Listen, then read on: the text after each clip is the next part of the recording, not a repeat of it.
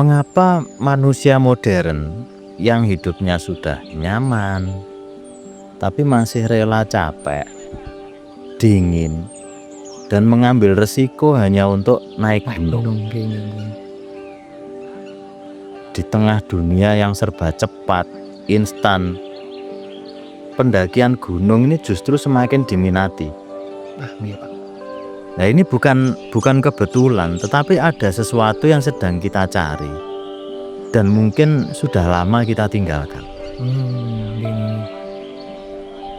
Masyarakat modern itu memandang gunung itu sebagai objek wisata, tantangan fisik, atau dijadikan konten dalam media sosial itu. Namun bagi leluhur kita, gunung itu adalah ruang sakral, pusat kosmos. Bahkan nenek moyang kita itu menganggap gunung itu adalah tempat bersemayam para dewa. Nah, dari sini loh benturan nilai itu bisa terjadi. Ketika orang orang modern itu menaklukkan gunung dianggap sebagai gaya hidup atau tren, tapi masyarakat tradisional itu mendatangi gunung karena memang ya lelaku atau berunsur spiritual. Jadi mereka mendatangi gunung itu dengan sikap tunduk dan hormat. Pendakian gunung itu sekarang lebih bisa dikatakan rekreasi, atau kalau tidak rekreasi ya mungkin sebagai penelitian, kan begitu ya. Jadi ya untuk mengasah skill, adrenalin, kan begitu. Tapi leluhur kita itu naik gunung tidak untuk itu. Mereka itu naik gunung untuk bertapa, tirakat, semedi, atau lebih dekatnya pada lelaku prihatin yang mengarah kepada batin. Ya karena itu tadi, karena gunung dipandang sebagai tempat suci, titik pertemuan langit dan bumi, begitu ya. Karena dalam pandangan Jawa itu ada yang mengatakan bahwa gunung itu adalah kepala bumi. Ya tentunya ini sangat relatif sekali ya. Tapi dalam budaya tutur masyarakat itu ada yang mengatakan bahwa gunung itu adalah kepala bumi, sedangkan laut itu adalah kaki bumi. Lah jantungnya itu adalah keraton. Makanya kenapa keraton Jogja itu kok berada di garis imajiner antara Gunung Merapi, keraton, dan Laut Selatan. Ya, ini kan juga ya tutur dari para sepuh ya. Ya terlepas ini secara sains bagaimana ya kita kurang tahu. Kita itu hanya menggali dari tutur beliau-beliau itu. Candi-candi besar itu juga dibangun menghadap gunung. Contohnya Candi Borobudur itu menghadap perbukitan Manoreh. Candi Sukuh dan Candi Cetha itu berada di lereng Gunung Lawu. Bahkan pendakian Lawu itu lewat Candi Cetha, sebelahnya gitu. Dulu ketika kita ke Candi Cetha itu kan barengan dengan pendaki-pendaki yang akan mengarah ke Gunung Lawu. Gunung Lawu, Gunung Merapi, Gunung Wilis, Gunung Kelut ini dianggap keramat bagi masyarakat.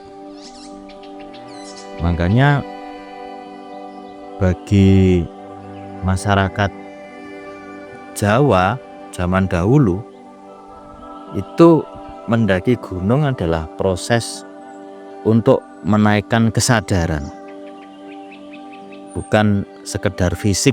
Itu bukan. Jadi mereka tidak berniat menaklukkan ketinggian gunung, tidak, tapi justru menaklukkan kemanusiawiannya. Lebih tentang diri sendiri. Iya, pelepasan duniawi, pembersihan batin.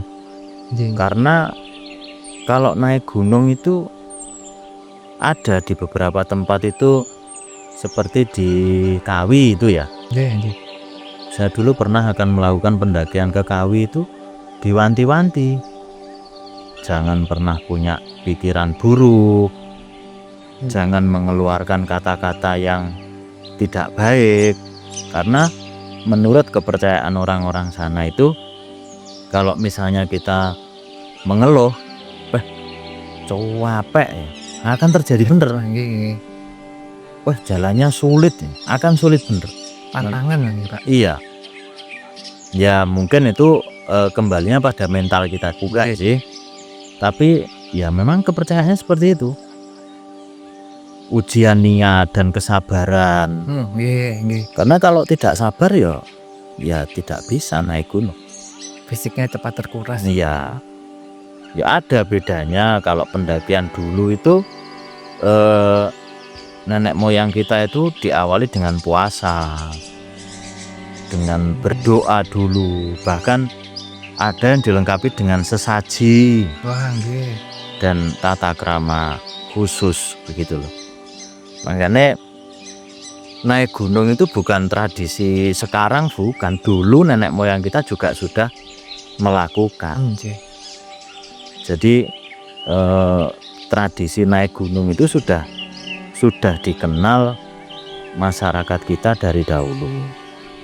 Dan wonten bencana ngoten niku kan selalu mengarah ke gunung Pak. Iya. Jauh dari banjir, nggih aman, sumber air wonten. Iya. Cuman bedanya juga kalau dulu itu naik gunung ya mereka berbekal kepasrahan pada Tuhan.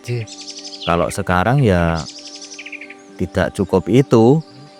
Kita butuh perlengkapan sepatu ya khusus, jaketnya juga khusus, kan begitu, sleeping bag.